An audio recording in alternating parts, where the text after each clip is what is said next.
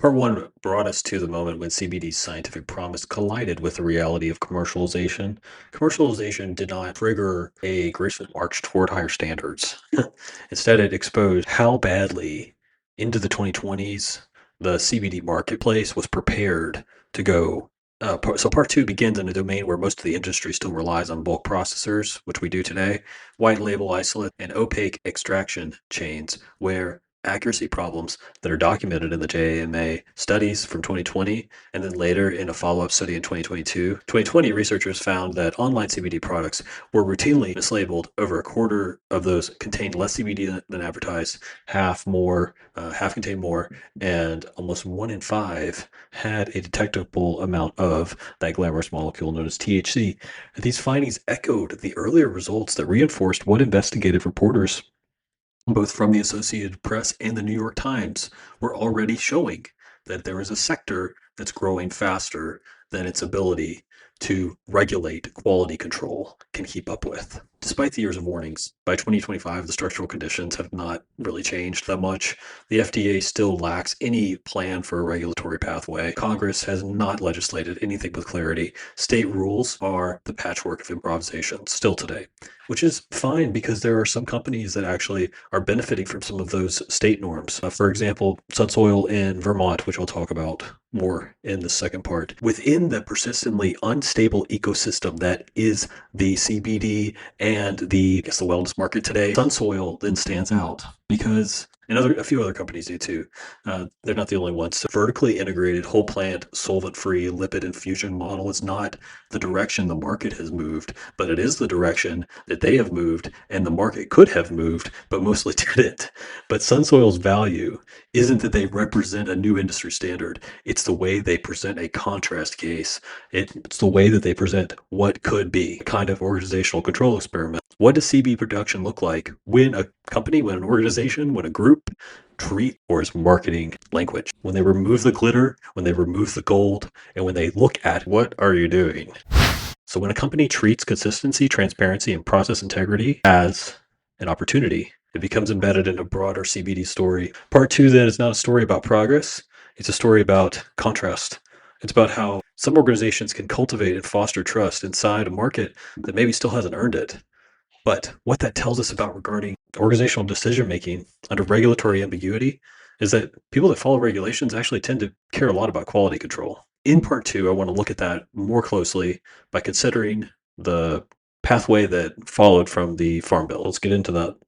Then came the laboratory revelations, including the pivotal 2020 JAMA study that tested the 84 CBD products sold online. They found that 26% contained less CBD than labeled, 43% contained more than labeled, and nearly 20% contained detectable THC that supposedly violated the federal hemp limits. And this was an extension of the JAMA's 2017 study. The findings aligned with the investigative reporting from outlets like the AP and the New York Times that described batch inconsistencies and variable purity, if you will, and the contamination in the low-cost CBD oils. So between 2019 and 2021, CBD began to enter what felt like a credibility cloud. Large retailers like CVS and Walgreens, which did carry CBD topicals around 2017, 2018, began to retreat by 2024. The agency had no workable regulatory pathway for CBD as a dietary supplement or as a food ingredient.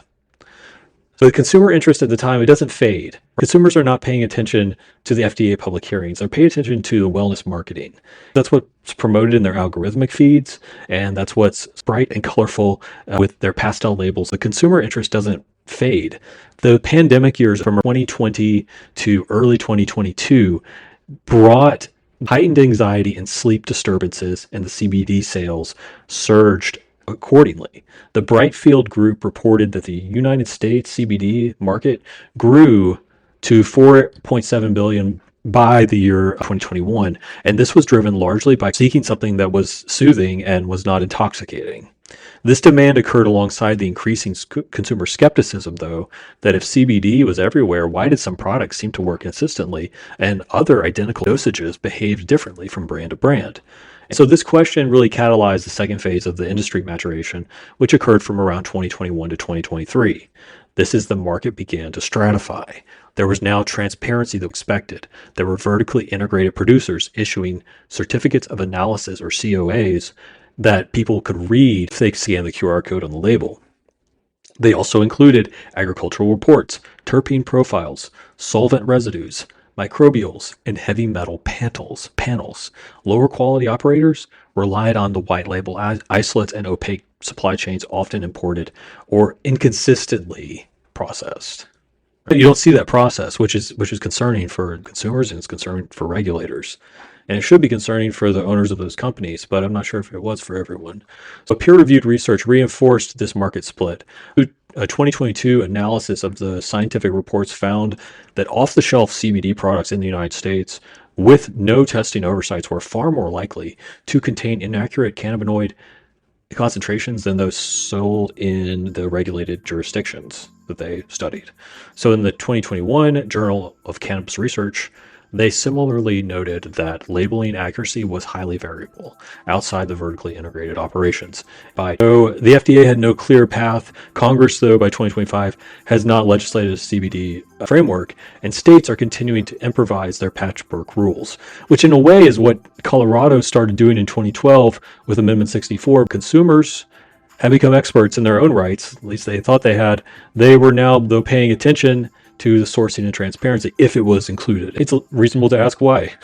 Why not? This is really the hinge of the story. I want to talk about Sunsoil and how they became a credibility outlier in terms of their extraction, their transparency, and their vertical integration. By the time the CBD market reached its fractious maturity with the credibility scandals and the mislabeled tinctures and the regulatory uncertainty of a wellness sector that was drowning in its enthusiasm, a few companies are standing out. They are acting in ways that show regulation can guide a high quality product and it can create accountability and credibility with a new market where people's trust is fragile but possible. A few companies stand out not because they are shouting the loudest, because they are looking like leaders. Sunsoil is one of the striking thing is that Sunsoil's differentiation is not futuristic. It's defiantly old world. Much of the industry sprinted toward the hyper-processed CBD isolates and industrial scale extractions, but Sunsoil leaned into a different approach that looked more like herbal pharmacology than modern cannabinoid chemistry. They used whole plant lipid infusion. This method involves steeping hemp directly into organic MCT oil, a supplement made from a type of fat called a medium chain triglyceride. So its molecules are smaller than those in most of the fats that you eat, which are long chain triglycerides, and this makes them easier to digest. So you can absorb MCT into your bloodstream quickly. This turns it into energy that you can use, supposedly. The absorption factor does play a role. High-speed fuel. This is simple, elegant, and deeply inconvenient for companies that are chasing margin over consistency, though. It requires vertically integrated farming. In other words, predictable harvesting chemistry, meticulous control of temperature, and meticulous control of filtration.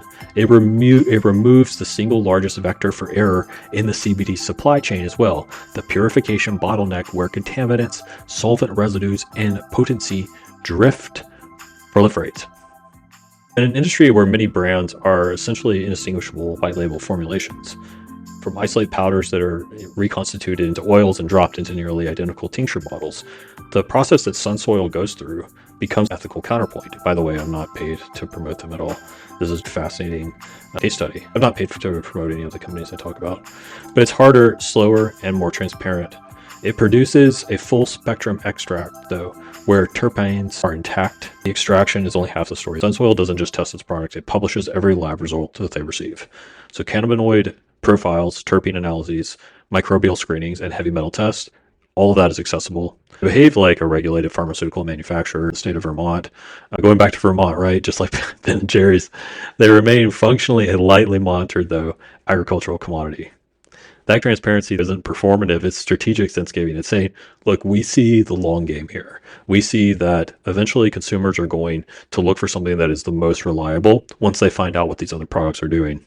And those relying on CBD for anxiety, sleep, and inflammatory discomfort or neurological conditions, someone upstream is taking responsibility for what they ingest. In other words, Sunsoil is doing that. A few other companies are doing that. This is precisely what organizational researchers mean by good strategy, though. CBD is a product whose efficacy cannot be easily verified by the consumers. Consumer reports is not a scientific marker. There's no immediate signal like THC that can show its indicator of potency. Companies need to construct that vertical integration and the traceable sourcing that are transparent in lab results and manufacturing methods that minimize risk by design. And Sunsoil does all of these because most CBD companies outsource the extraction, bottling, or both. Sunsoil, from its Vermont soil chemistry to its tincture fill lines, collapses the spaces where errors occur, and it also collapses the distance between the grower and the consumer. The lack of the FDA monograph of standardized potency testing, businesses have two options. They can behind relief, best ever, or they can showcase their efforts. I think the action is more powerful than marketing. Picked up on that.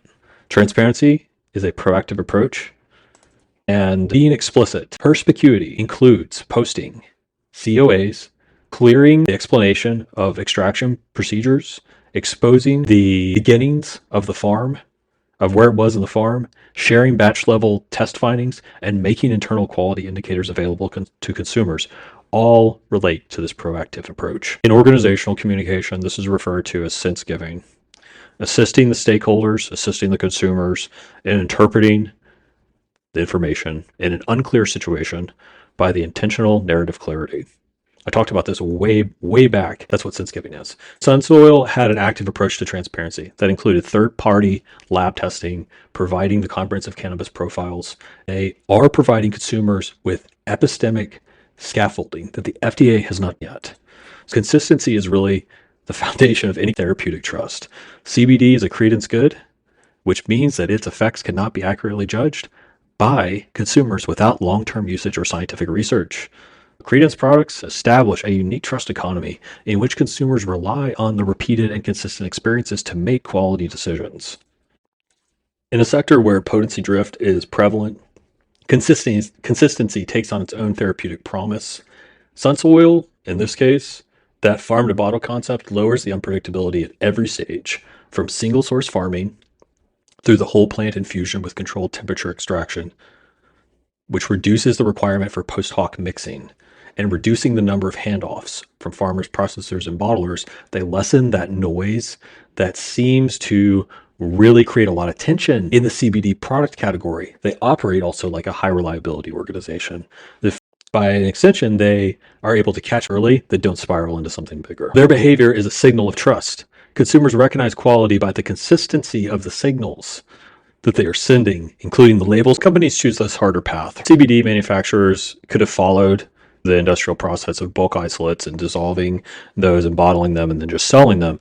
That's more efficient and it's more lucrative in the short term. It also enables the creation of limitless number of brands overnight. But this practice also creates a confidence issue that only becomes evident later, since it results in uneven low quality items. Sunsoil takes the approach of something that is more difficult but more enduring. Through minimal processing, without the solvents, have a direct path from the earth to the droplet. This is a slow process that is pricey. It is trust building. It is creating something that endures. In deregulated marketplaces, integrity becomes a competitive differentiator. It's a resource that when people are too excited about the marketing buzz, a little bit too above the idea that scientific rigor is really the best system that we have, we can create misguided interpretations of claims. And consumers, consciously or unconsciously, interpret things like accuracy and being unwilling to that can provide a competitive edge as consumers choose firms that follow the regulated norms that are backed by science and that are in support of their own safety. Okay, so in the therapeutic gray zone like CBD, trust needs to work harder. Customers are evaluating stigma versus science, anecdotal rhetoric versus transparency, psychoactive disposition of cannabis in the social minds of people with therapeutic hemp. FDA silence against brand promises is the next thing we want to look at. Stability, consistency, and a method in a market that is overly hyped, right? It's promising a lot and delivering very little, which happens more often than it needs to. Stop falling for the overhyped promises In effect, though, they establish a micro-institution of trustworthiness inside a macro-environment of uncertainty. In the deregulated therapeutic marketplaces, trusted companies oddly do follow regulations. They construct guardrails as well. They become stakeholders in the creation of those regulations later on. Sunsoil's perspective on integrity is an advantage. Sunsoil reveals, and cannabis companies in general can reveal, that integrity is not the absence of wrongdoing, but it's the active presence of disciplined decisions that consider each high quality extraction, though. You have slow and low tech and high quality. This is your vertically integrated operations. Consistent chemistry between batches and consumer education options that refuse to depend on marketing words. These are short term, but they generate trust in the long term. Trust is the foundation that therapeutic ecology must be built on and cannot counterfeit. In a world of grifting and marketing nonsense and pseudoscientific fog, this approach could state that trust is not something that you profess, it's not something that you state. It's based on your verified actions. What are you doing? That's all for today's episode. This is Dr. William Hoffman on Decisions at the Fulcrum. Thank you for listening. I will talk to you next time. See you along the way.